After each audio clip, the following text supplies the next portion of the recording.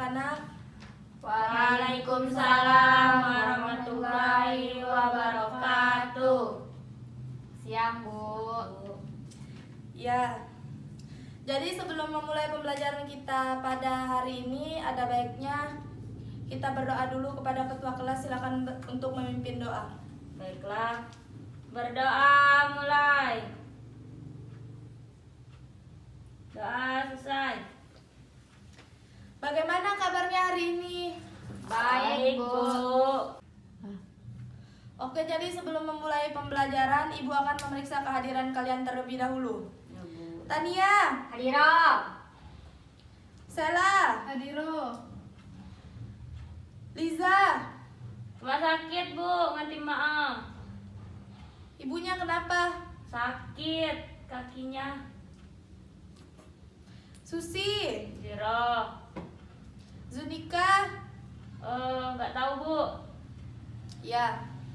Jadi Zunika Alpa ya. Ya. Jadi sebelum pembelajaran pada hari ini dilangsungkan, Ibu akan memberikan sedikit motivasi terhadap kalian. Jadi motivasinya adalah sebelum hal lain, persiapan adalah kunci menuju kesuksesan. Jadi kalian sudah siap untuk menuju sukses? Siap. Oke, jadi harus semangat ya pada proses pembelajaran pada siang hari ini. Ya, Bu. Kepada Tania, silakan tolong ambilkan laptop Ibu ke kantor.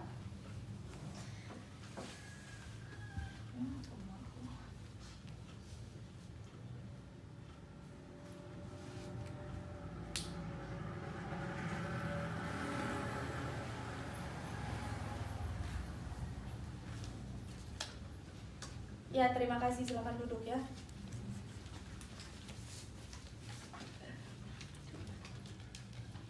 Nah, jadi sebelum memulai proses pembelajaran kita pada siang hari ini, ada baiknya kita mengucapkan lafaz basmalah.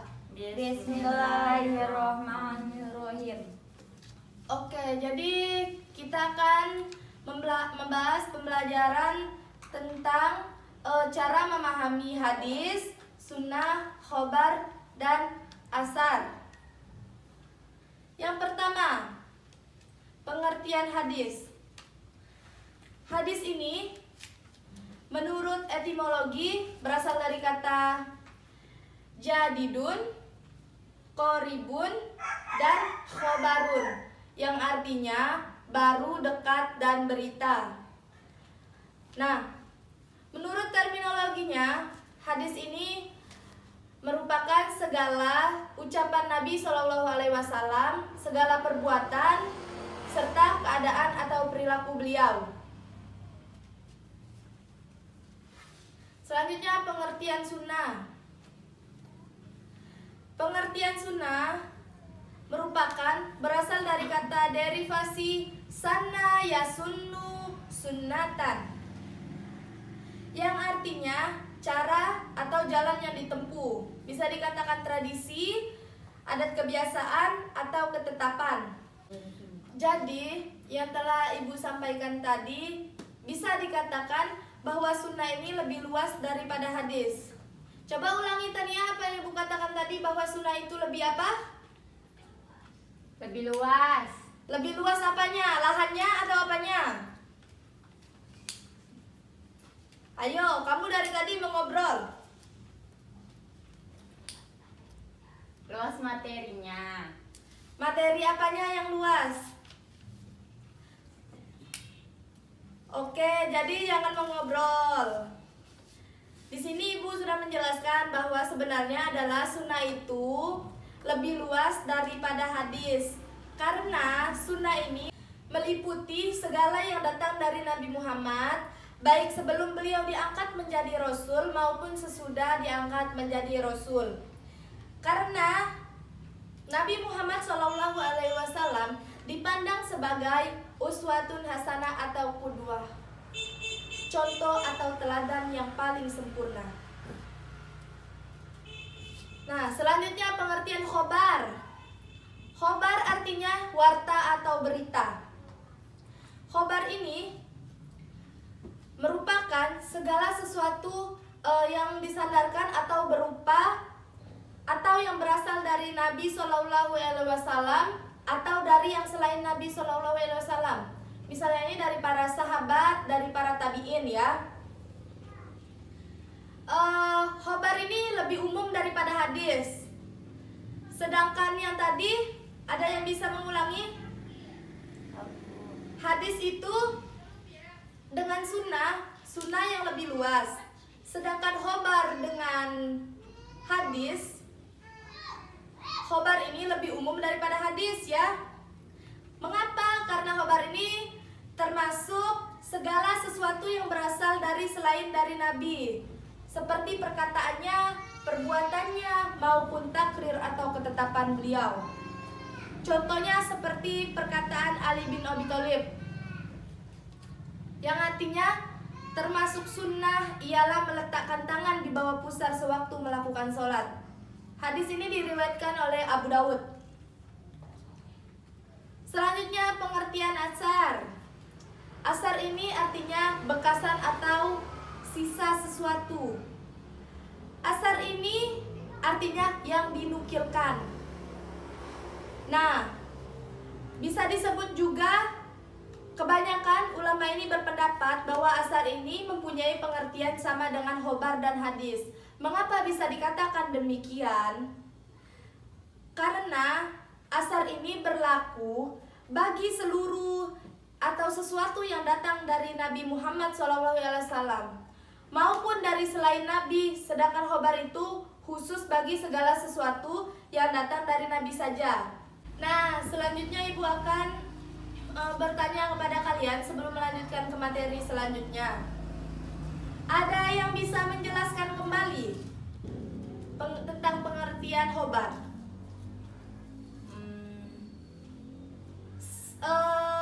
Tidak usah banyak-banyak, kita mengambil dari kata bahasanya saja.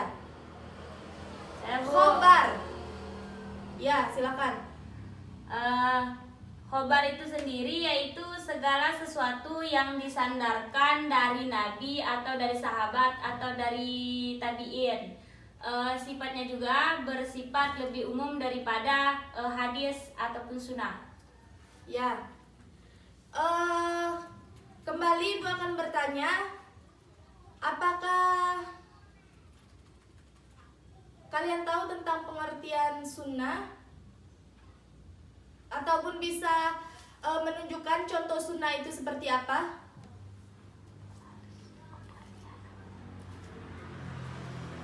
Tania, apakah bisa menjawab tentang contoh sunnah? Tidak, Bu. Kamu makan menggunakan tangan apa? Kanan. Ya, menggunakan tangan kanan itu adalah salah satu contoh sunnah Nabi. Kamu tidur mengarah ke sebelah mana? Kanan. Itu juga merupakan salah satu contoh sunnah Nabi. Jadi sekarang kamu paham? Paham. Ya, baik. Selanjutnya Ibu akan membahas tentang persamaan antara hadis, sunnah, khobar, dan atsar. Nah, di sini menurut sebagian ulama, keempat istilah ini antara hadis, sunnah, khobar, dan atsar ini merupakan atau yang bisa disebut dengan muradif atau bisa mempunyai pengertian yang sama. Nah, mengapa bisa dikatakan sama? Sela bisa jawab nggak? Mengapa itu bisa dikatakan sama? Tidak. Nah, karena antara hadis, sunnah, khobar, dan atsar ini mempunyai atau memiliki arti segala sesuatu yang disandarkan kepada Nabi Shallallahu Alaihi Wasallam, baik berupa perkataan, perbuatan maupun takrir atau ketetapan beliau. Mengapa itu bisa dikatakan? Karena keempat dari persamaan tersebut sama-sama bersumber ya, sama-sama bersumber dari Rasulullah Shallallahu Alaihi Wasallam. Nah, tetapi juga ada sebagian ulama yang membedakan pengertiannya atau yang membedakan pengertian sunnah dan hadis ini. Mereka menganggap sunnah itu segala sesuatu yang diriwayatkan oleh Nabi, baik perkataan maupun perbuatan beliau. Sedangkan hadis ini hanya khusus mengenai perkataan beliau saja. Ada juga yang berpendapat bahwa sunnah Nabi ini hanyalah tata cara dan perilaku Nabi, seperti yang sudah Ibu jelaskan tadi kepada Tania. Iya Tania? Iya, Bu. Iya apa? Coba. Iya apa? Nah, seperti contoh sunnah yang sudah Ibu bilang tadi, seperti kamu dengan makan dengan tangan kanan, tidur dengan memiringkan badan ke kanan. Jadi dengan demikian dapat kita katakan bahwa persamaan antara sunnah dengan hadis itu merupakan baik sunnah maupun hadis itu adalah bersumber kepada Rasulullah. Sekali lagi apa Sela? Hadis dan sunnah itu bersumber dari siapa? Dari Rasulullah. Ya, kenapa Sela lemes belum makan siang ya? Lagi kurang fit, Bu. Oh, kamu sakit. Iya. Oh, ya udah. Ya. Nanti kita 20 menit lagi akan istirahat ya. Cacing kuliah di perut. Selanjutnya ada perbedaan tentang hadis, sunnah, khobar, dan asar. Di sini juga ada menurut sebagian ulama sunnah lebih luas daripada hadis. Jadi itu ada perbedaannya ya. Mengapa bisa dikatakan sunnah itu lebih luas daripada hadis? Karena sunnah itu merupakan sesuatu yang dinukilkan dari Nabi Muhammad SAW, baik berupa perkataannya, perbuatannya, takrir maupun pengajaran, sifat, kelakuan, dan perjalanan hidup baik sebelum maupun sesudah diangkat menjadi nabi. Jadi titik berat sunnah ini adalah kebiasaan normatif Nabi Muhammad SAW. Coba Susi jelaskan kebiasaan Nabi Muhammad SAW yang seperti apa? Nabi Muhammad SAW jika melakukan sesuatu selalu menggunakan tangan kanan.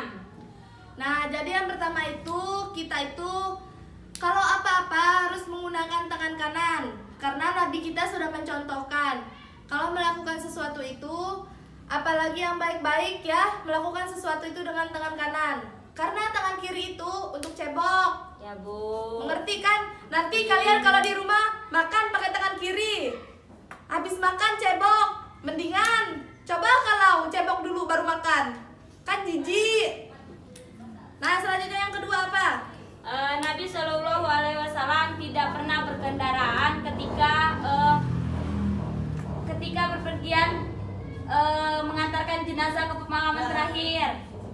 Iya, jadi di sini Nabi Muhammad itu jika pergi melayat, bahasanya ya, pergi melayat, dia mengantarkan jenazah dari mulai turun dari rumah ke masjid sampai ke kubur itu berjalan kaki. Tidak naik kuda, tidak naik onta, apalagi naik mobil seperti zaman sekarang ya, karena zaman Nabi belum ada mobil ataupun motor. Ya, selanjutnya apa lagi? Jika melihat jenazah selesai dikuburkan, maka Nabi Muhammad SAW akan berdiri di samping kubur dan berkata, mintalah ampunan kepada Allah untuk saudaramu ini agar ia diberi keteguhan serta ia akan diluruskan kuburnya. Ya, jadi Nabi juga jika sudah selesai pemakaman, dia akan ikut mendoakan, istilahnya mendoakan saudara-saudara yang sudah diwafatkan agar segera dihapus dosa-dosanya dan diterima segala pahala-pahalanya dan ditempatkan di sisi Allah ya. Ya, Bu. Nah, selanjutnya ada perbedaan antara Al-Quran dan hadis. Yang pertama, dari segi bahasa dan makna. Al-Quran ini diturunkan dengan bahasa dan makna yang langsung dari Allah ya. Maksud yang langsung ini ialah Al-Quran ini adalah bahasa Allah, bukan melalui perantara Nabi. Al-Quran ini langsung dari Allah. Sedangkan hadis ini bahasa dan makna dari Nabi. Apapun yang diucapkan Nabi itu bisa menjadi hadis, yang seperti yang diriwayatkan oleh seperti Bukhari, Muslim, Abu Daud dan lain-lainnya. Selanjutnya perbedaannya dari segi periwayatan. Al-Quran ini tidak boleh diriwayatkan dan maknanya saja sebab dapat mengurangi kemukjizatannya. Sedangkan hadis boleh diriwayatkan dengan maknanya saja. Yang terpenting dalam hadis adalah penyampaian maksudnya. Jadi, jika penyampaian maksud yang tertera di dalam hadis ini misalnya ada yang cacat, bisa dikatakan hadis tersebut tidak sahih, yang artinya hadis tersebut adalah hadis dhaif. Selanjutnya perbedaan dari segi kemukjizatan. Yang pertama, Al-Quran baik lafal maupun maknanya merupakan mukjizat ya. Sedangkan hadis yang kedua ini, hadis ini merupakan ataupun sesuatu yang bukan mukjizat. Mengapa bisa dikatakan bukan mukjizat? Karena hadis ini datangnya dari perkataan perbuatan Nabi, bukan dari Allah ya. Nah, selanjutnya perbedaan dari segi nilai membacanya. Al-Quran diperintahkan untuk dibaca, baik pada waktu sholat wajib, membaca surat Al-Fatihah, maupun di luar sholat sebagai ibadah. Baik orang yang membacanya itu mengerti maksudnya maupun tidak. Apakah Tania paham maksud ibu? Paham. Jika paham apa? Coba jelaskan. Kamu dari tadi main terus ya. Nah, jadi di sini Al-Quran itu diperintahkan untuk dibaca, baik pada waktu kamu sholat, mau selesai sholat, mau di luar sholat. Dan orang yang membacanya itu boleh orang yang mengerti maksudnya maupun orang yang tidak mengerti maksudnya. Yang penting membaca Al-Quran. Apalagi di bulan puasa ya, membaca Al-Quran ini sangat banyak pahalanya. Karena Al-Quran itu dihitung per huruf, bukan per kalimat. Nah, bagus, kamu paham ya. Nah, jadi yang kedua hadis. Hadis ini dilarang dibaca ketika sholat dan membacanya tidak dinilai ibadah. Mengapa? Contohnya kita lagi sholat, Allahu Akbar. Menuntut ilmu adalah kewajiban bagi setiap muslim. Nah kan, itu kan salah, karena yang hanya boleh dibaca di dalam sholat itu adalah ayat-ayat yang ada di dalam Al-Quran, bukan hadis. Mengerti? Ibu. Sela, coba tolong bagaimana, apakah boleh ketika sholat itu membaca hadis? Tidak. Ya, tidak, bagus ya. Nah, yang selanjutnya Ibu akan menyimpulkan pertemuan kita pada siang hari ini. Jadi, dilihat dari segi manapun, hadis, sunnah, khobar, dan asar ini mempunyai kesamaan dan juga perbedaan. Tetapi di sini bisa dikatakan lebih banyak kepersamaannya. Karena mengapa? Karena di sini antara hadis, sunnah, khobar, dan asar ini mereka memiliki satu sumber. Yang Ibu maksudkan satu sumber di sini, sumbernya yaitu dari Nabi Muhammad SAW. Nah, mengapa Ibu katakan perbedaannya ini sedikit lebih banyak dari persamaannya? Karena perbedaan yang membedakannya hanya saja sunnah ini lebih luas daripada hadis. Mengapa bisa dikatakan sunnah itu lebih luas daripada hadis? Karena hadis ini lebih mengutamakan perkataannya saja. Sedangkan sunnah ini lebih mengarahkan kepada perkataannya, perbuatannya, kehidupannya selama beliau dilahirkan ke dunia, ataupun selama beliau belum menjabat atau belum menjadi nabi, sampai sesudah ia menjadi nabi dan sampai dimasukkan ke liang lahat. Nah, di sini Ibu akan bertanya kepada kalian apakah sudah mengerti atau belum? Belum, Bu. Ya, silakan kalau mau bertanya. Tolong Ibu jelaskan kembali secara singkat mengenai perbedaan antara khotbar dan atsar. Jadi sebenarnya khobar dan atsar ini perbedaannya tidak terlalu jauh. Mengapa bisa dikatakan tidak terlalu jauh? Karena khobar ini dinisbahkan kepada Nabi Muhammad, dapat juga dinisbahkan kepada sahabat-sahabatnya. Tetapi sedangkan asar ini lebih sering digunakan sebagai perkataannya saja, atau perkataan sahabat-sahabat Nabi Muhammad, meskipun kadang-kadang dinisbahkan kepada Nabi Muhammad juga, tetapi atsar ini lebih mengarahkan kepada sahabatnya. Sedangkan khobar ini lebih mengarah kepada Nabi. Jika digabungkan mereka berdua ini bisa dikatakan perkataan dari Nabi, bisa juga dari para sahabat-sahabat Nabi. Jadi Susi paham? Paham, Bu. Ya, Tania, Sela, ada yang ditanyakan? Tidak, Bu. Nah, kalau tidak ada, giliran Ibu yang akan bertanya. Ya, Bu. Ibu akan bertanya kepada Sela. Apa sih perbedaan antara Al-Quran dan hadis itu dari segi kemukjizatannya?